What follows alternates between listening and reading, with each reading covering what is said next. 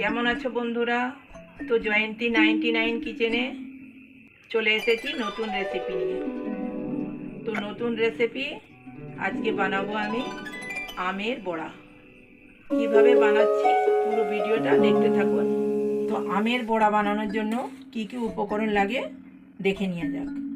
তো প্রথমে আম, দুধ, সাদা নুন, বিন নুন, মৌরি, চিনি, সুজি, ময়দা।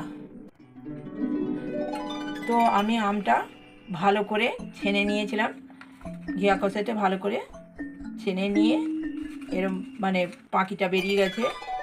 পাখিও বলতে পারেন, জুসও বলতে পারেন, যে যেটা বলেন। আমটা আমি ছেনে নিয়েছি। তো এতে এবার আমি ময়দাটা ভালো করে মেখে নেব। তো ময়দাটা মাখার জন্য আমি আম ছেনে রেখেছিলাম, আমটা দিয়ে দেব। অল্প একটু সুজি দিয়ে দেবো, খাস্তা মুচমুচে হবে। আমি স্বাদ মতো চিনি দিয়ে দেবো। তা আমি অল্প চিনি দিচ্ছি, কেন আমটা মিষ্টি আছে। স্বাদ মতো চিনি দেব, অল্প একটু মৌরি দেব। তা সুন্দর খেতে হবে মুখে আসলে। অল্প একটু বিন নুন দেব,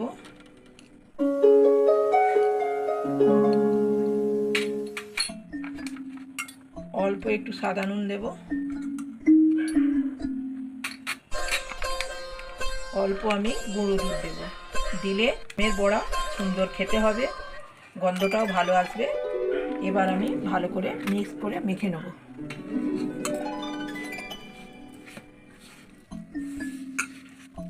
এইভাবে ভালো করে মেখে নিতে হবে।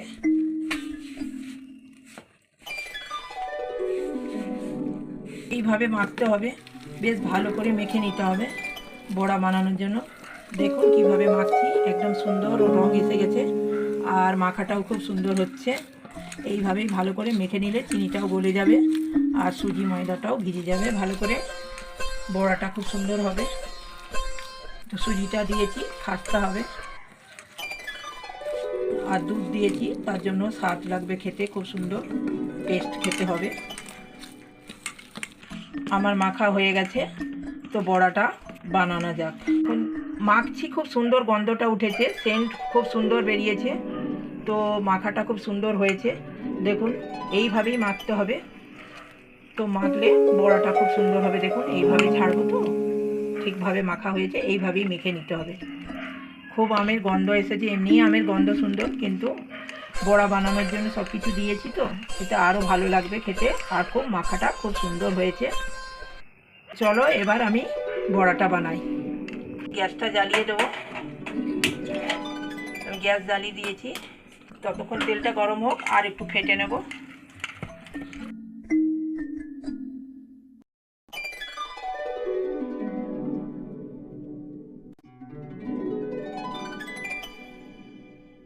তো আমার তেলটা গরম হয়ে এসেছে, এবার আমি বড়াটা ছাড়বো।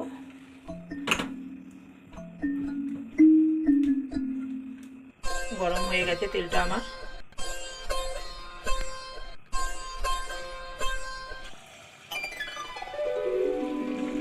খুব সুন্দরভাবে বড়াটা দিচ্ছি কড়ার মধ্যে, কিন্তু খুব সুন্দর হয়েছে মাখাটাও, আর গন্ধটাও খুব সুন্দর বেরিয়েছে।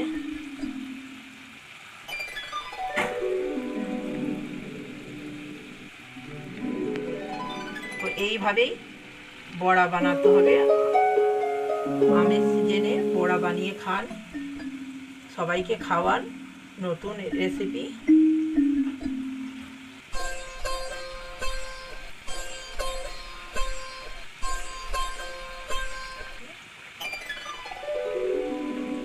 তো আমি আঁচটা এবার মিডিয়াম করে দেব।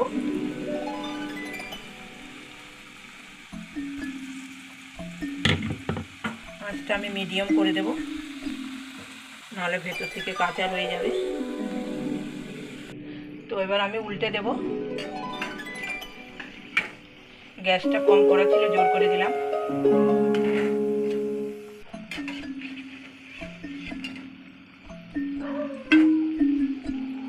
এইভাবেই উল্টে পাল্টে নিতে হবে। তাহলে সুন্দরভাবে ভাজা হবে। গন্ধটা খুব সুন্দর বেরিয়েছে, ভাজাটাও খুব ভালো হচ্ছে।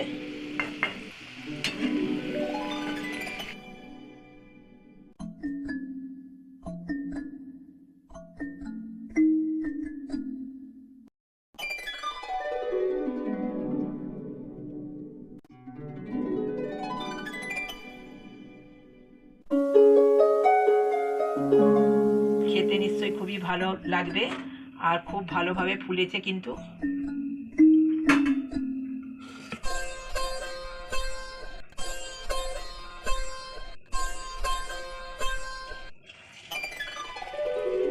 এইভাবেই আপনারা বানিয়ে খান, সবাইকে খাওয়ান। আমের সিজনে আত্মীয় স্বজনকে অবশ্যই বানিয়ে খাওয়ান।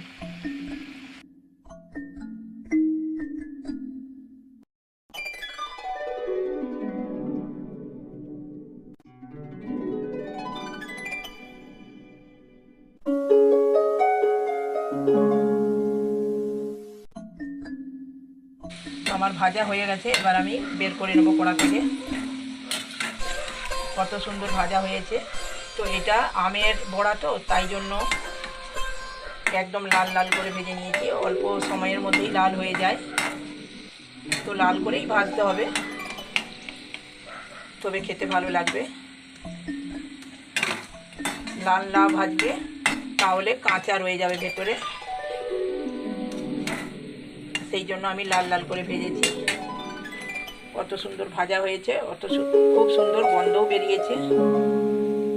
আমের বড়া খেতেও খুব নিশ্চয়ই সুন্দর হবে। দেখো বন্ধুরা, তো আমের বড়া ভাজা কমপ্লিট হয়ে গেছে, খুব সুন্দর খেতেও হয়েছে। এইভাবে নতুন নতুন রেসিপি পেতে আমার ভিডিওগুলো অবশ্যই দেখতে হবে।